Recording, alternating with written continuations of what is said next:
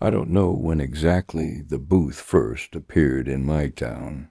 Some people said it had always been there, tucked in between the laundromat and the pawn shop, half hidden by shadows. Others swore it hadn't existed the day before. And then, suddenly, there it was like it had grown overnight. It looked harmless at first, a squat wooden structure with a faded striped awning, and a hand-painted sign that read, "Sweet dreams, one bite, one memory." That was it. No price. No explanation. I passed it late one evening while walking home from my shift at the gas station. The street was unusually quiet, the kind of silence that makes you think you're being watched. The booth was lit from within by a single dim bulb, its glow the color of old teeth, and behind the counter stood a man. Or at least I thought he was a man. He was tall, with skin so pale it looked gray in the sickly light. His eyes were dark, too dark, like bottomless pits that didn't reflect the bulb above him. But it was his mouth that I couldn't stop staring at. His smile stretched too wide, teeth long and gleaming, as if made of glass that caught the faintest shimmer of light. "Care for a taste?" he asked, his voice low and velvety, curling into my ears like smoke. I laughed nervously. "Taste of what?" His grin widened. From under the counter, he produced a small glass jar filled with what looked like hard candies. They shimmered faintly, their colors shifting like oil on water. "One bite," he said. "One memory. Fear has flavor, you see. Would you like to know yours?" I should have walked away. Every instinct screamed at me to get the hell out of there. But something about his voice, the glint of those candies, the strange pull of the moment, it rooted me to the spot. Against my better judgment, I reached out. The candy was cold against my fingers, smooth as polished stone. I popped it into my mouth. At first it was sweet, too sweet, like melted sugar that coated my tongue. But then the taste changed. It turned metallic, sharp, like sucking on a rusty nail. Then smoke. Then ash. Then blood. I gagged. The sweetness was gone, replaced by the hot, coppery taste of blood, fresh in the back of my throat. I stumbled back, clutching my mouth, but the candy was gone, dissolved completely. And then the memory hit. I was back in the twisted wreckage of my car, glass shards embedded in my arm, the dashboard crushed against my legs. Smoke choked the air, mingled with the stench of gasoline. And there my best friend, Jake, slumped lifeless in the passenger seat, his face slick with blood, his eyes wide, staring at nothing. I screamed. The memory was so vivid, it wasn't a memory at all, it was reliving. My lungs burned, my bones screamed. The ringing in my ears from the crash surrounded me. And then, just as suddenly, it was gone. I staggered, gasping for breath, tasting bile and iron on my tongue. The vendor was smiling, teeth gleaming. Delicious, wasn't it? I turned and ran. I didn't sleep that night. Every time I closed my eyes, I saw the wreck, heard Jake's ragged breath stop, felt the hot blood pooling around me. It was like the candy had ripped open a wound I'd spent years stitching shut. But worse than the memory was the aftertaste. It lingered, sweet at first, but then sour, rotting, crawling across my tongue like something alive. By morning I was gagging into the sink, dry heaving, unable to rid myself of it. That was when I realized I wasn't the only one. At work, I overheard customers whispering, "Did you try it?" Yeah, I saw her again. My mom? I thought I'd forgotten, but mine tasted like drowning. I couldn't breathe for hours after. Their faces were pale, haunted, and one by one they disappeared. A man who lived on Elm Street drowned in his bathtub that week. Another woman burned alive in her kitchen when her stove malfunctioned. A teenager hung himself in his bedroom, though no one could explain why.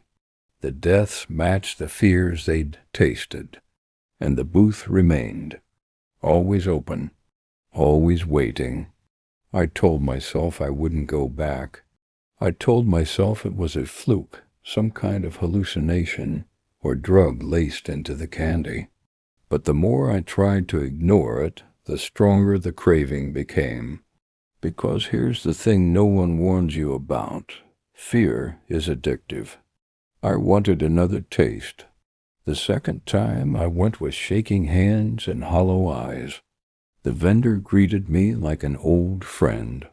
"Back so soon?" "I need answers," I said, my voice cracking.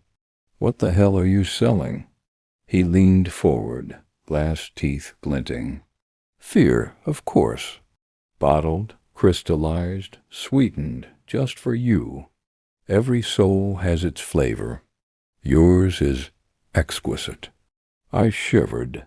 Why show me that? Why make me relive it? His grin widened. Because fear is truth. You can bury it, but it rots beneath your skin. I simply bring it to the surface. I swallowed hard. And the others? The ones who died?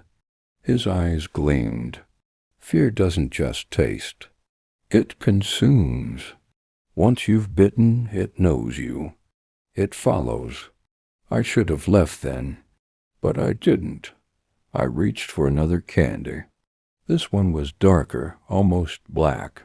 I placed it on my tongue. Cold, bitter, the taste of stagnant water. Then pressure, crushing, pulling me down.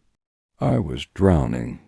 I kicked, thrashed, lungs bursting, salt burning my throat. Shadows writhed around me, hands dragging me deeper. When I surfaced, gasping, I was on the street again, soaked in sweat. The vendor clapped softly. "Beautiful. You'll make a fine connoisseur." I staggered back. "What does that mean?" He leaned closer. His teeth caught the light like broken mirrors. "It means fear is only the beginning. You can let it consume you, or you can consume it." I didn't go home that night. I wandered the streets until dawn, trembling, unable to shake the water in my lungs. When I finally stumbled into my apartment, the air reeked of mildew. My sink dripped, and each drop sounded like water rushing over my head. But worse, on my kitchen table sat a small glass jar. Inside it, candies shimmered, and on the lid, scrawled in jagged handwriting, were 2 words. "For you." I thought that first night was the worst. I thought once I got rid of that candy, once I ignored the booth, I'd be safe. I was wrong. By the time I dared to open my eyes the next morning, I realized the taste never truly left me. It lingered on my tongue, clinging like a shadow, a faint bitterness that whispered reminders of the car crash, Jake, the blood, the fire, and with it came the visions always worse, always more real. At work, I noticed the empty seats. Mike, who had drowned in his bathtub, was gone. Jennifer, whose kitchen had burned down, was gone. Each of them vanished, leaving only rumors and whispered warnings behind.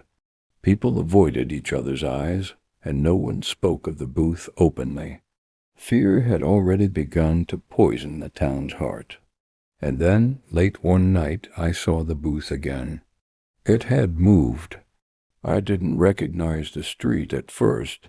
The lamp-posts flickered, the shadows stretched too long.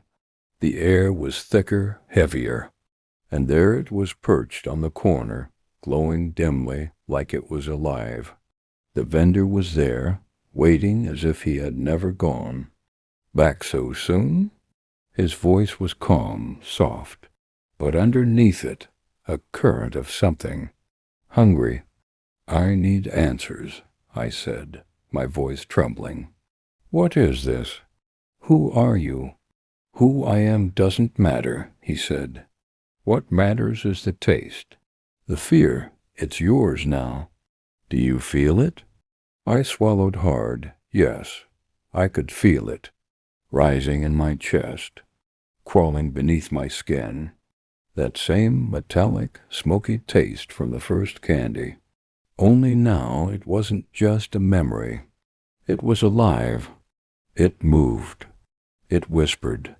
Every fear has a flavor, he continued, and some are exquisite. You'll see. Perhaps you'll even learn to serve it. I backed away. My hands shook. Serve it? What are you talking about? He smiled, tilting his head. There are ways to pass it along, ways to feed the hunger, and soon you may find you have no choice but to try. I turned and ran, the streets twisting strangely as I fled. Street lights stretched unnaturally. Shadows clung to my heels. I could hear distant whispers, my own fears, my own memories echoing off the walls. When I blinked, a figure appeared ahead. Jake. Not the Jake I remembered. He was pale, skin stretched thin, eyes empty but somehow accusing. You tasted it, he whispered. Now it's real. I stumbled backward, crashing into a parked car. My vision blurred. My ears rang. But when I looked up, he was gone. The next few nights were worse. I stopped sleeping in my apartment. Every time I closed my eyes, I saw the accident, the fire, the drowning. Every time I opened them, I half expected the booth to be standing in my living room. And sometimes it was. The first time it happened, I woke to a soft glow in the corner of my bedroom. My heart froze. There it was, the booth, small but fully formed, with the vendor behind the counter. He looked the same as if no time had passed. The candies shimmered faintly, and I could smell them metallic, sweet, smoky, unbearable. Hello again, he said. Your fears have grown. Would you like to taste them? I shook my head violently. No, leave me alone. But even as I spoke, my body moved toward the counter. My hand reached out for a piece of candy. I couldn't stop it. It was as if something inside me demanded it, pulling me forward. I bit down, tasting ash and water, blood and fire, all at once. And then the visions returned, stronger than ever. I saw Mike's lifeless body in the bathtub, Jennifer engulfed in flames.